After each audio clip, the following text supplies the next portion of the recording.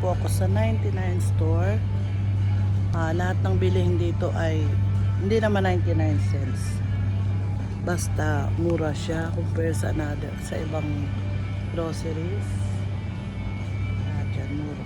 Ito, peaches 99 cents. Dragon fruit 2.59 ang isa. And then yung apple nila, banana, mura lang. 49 cents per pound. Then, yung lemon, 25 cents each. Kuha nga ako ng ilang piraso kasi masakit ang lalamunan. Mura. Ayan, andyan lahat.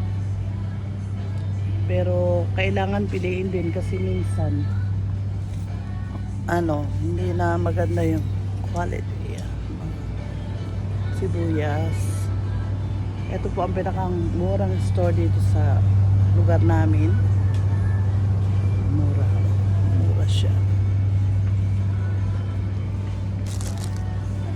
Yun na po, bye bye.